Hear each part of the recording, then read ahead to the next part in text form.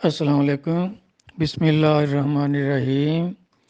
یہ میرے کسی بھائی نے یہ ارشاد فرمایا ہے کہ یہ مولوی صاحب جو فرما رہے ہیں اس کے بارے میں کچھ بیان کریں۔ تو میرا بھائی، اس مولوی کو سب جانتے ہیں، پہلے بھی گروپ میں اس کی ایک پوسٹ آئی تھی۔ تو اس نے تو جھوٹ بولنے کا، کفر بیان کرنے کا، دین کا ستیہ ناش کرنے کا، مرزائیوں، عیسائیوں اور یہودیوں کی وکالت کرنے کا ٹھیکہ لیا ہوا ہے۔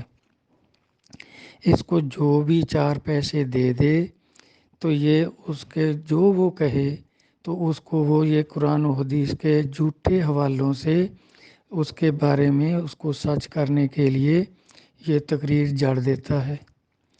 اس میں بھی دیکھیں، یہ زنا کو جائز کر رہا تھا کہ مرد عورت اکیلے ہی کسی کمرے میں، فصل میں، جہاں بھی جا کر اکیلے ہی ایک دوسرے سے زنا کے لیے راضی ہو جائیں تو یہ نکاح ہو گیا۔ اور پھر مفت میں یہ کام نہ کرے، اس کو چاہے 100 روپیہ ہی دے دے، کچھ پیسے دے دے، تو یہ حق مہر ہو گیا۔ اب اس پر کوئی حدود نہیں لگے گی، یعنی اس کو کوڑے نہیں لگیں گے اور سنسار نہیں کیا جائے گا، کیونکہ انہوں نے خوشی خوشی سے دونوں راضی تھے، وہ نکاح تھا اور اس نے پیسے دیے اس کام کے لیے، وہ حق مہر ہو گیا۔ اب وہ زنا کر کے چلے گئے، حاملہ ہو گئی عورت، تو وہ بچہ کس کا ہوگا؟ یہ کوئی اس نے تشریح نہیں کی تھی۔ یہ بالکل بھائی، اگر سادہ لفظوں میں کہیں تو یہ بالکل وہی دوزخی مولوی ہے جن کے بارے میں نبی صلی اللہ علیہ وسلم نے فرمایا کہ میری امت کے 72 فرقے ہوں گے، سنتین و سبعین فرقتن کلہ فی النار، کہ 72 فرقے ہوں گے، سارے دوزخی ہوں گے۔ یہ ابن ماجہ 3993 نمبر حدیث جلد 2 میں موجود ہے۔ تو یہ دوزخیوں کی باتیں نہ سنیں۔ اب یہ دیکھیں کتنا پھر یہ جھوٹ بول رہا ہے، کیونکہ اس کی عادت ہے، اس نے ٹھیکہ لیا ہوا ہے جھوٹ بولنے کا، کہ وہ ابو حنیفہ تو اس نے لکھا ہے کہ وہ دین حنیف پر تھا، ابراہیم علیہ السلام کو حنیف کہا ہے اللہ تعالیٰ نے۔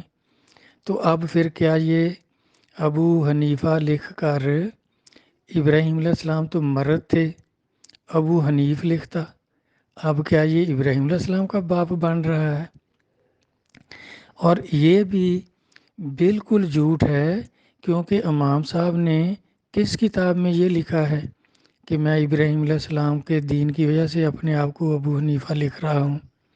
میں نے جو عرض کیا تھا، یہ تذکرۃ الاولیاء فرید الدین عطار قدس سر العزیز اللہ کے بڑے ولی ہوئے ہیں، تاتاریوں کے ہاتھوں جنگوں میں شہید ہوئے تھے، یہ ان کی مشہور کتاب ہے، اور سارے فرقے مولوی اور اولیاء کرام بھی متفق ہیں کہ وہ واقعی اللہ کے ولی تھے، انہوں نے صحیح لکھا ہے۔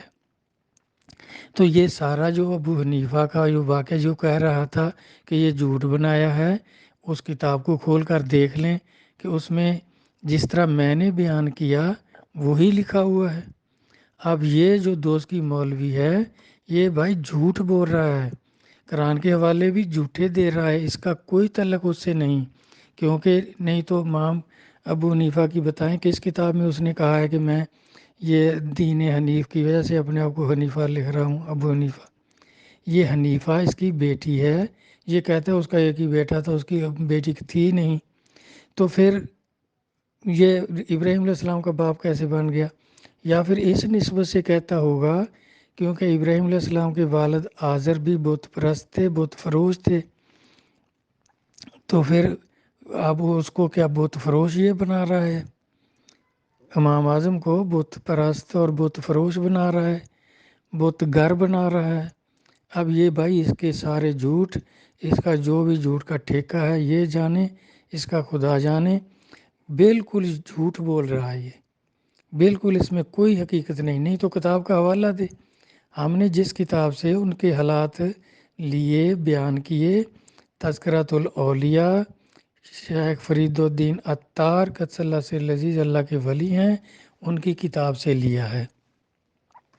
اور یہ ہمیشہ ان کی ان کے کفر کو بھی، جو کفر کے کلمے، اب دیکھیں یہ جو زنا جائز کر رہا ہے یہ تو کفر بک رہا ہے، یہ اس میں کیا حقیقت ہے؟ کبھی مرد اور اب جو زنا کریں گے وہ راضی ہوں گے تو کریں گے، یہ تو زنا کو ہی جائز کر رہا ہے، حلال کر رہا ہے۔ تو اس کی اور بھی بہت پوسٹیں ہیں، اگر آپ دیکھیں گے ہر غلط کام کو یہ صحیح کہتا ہے، اور ایسے جھوٹ بول بول کر آپ دیکھیں اس کی شکل دیکھ لیں، کیا اللہ کا نور جھڑ رہا ہے اس سے، بالکل لعنتیوں والی شکل ہے، جھوٹوں والی شکل ہے، کیونکہ لعنت اللہ علی الکاذبین، جھوٹوں پر ہمیشہ اللہ کی لعنت ہوتی ہے۔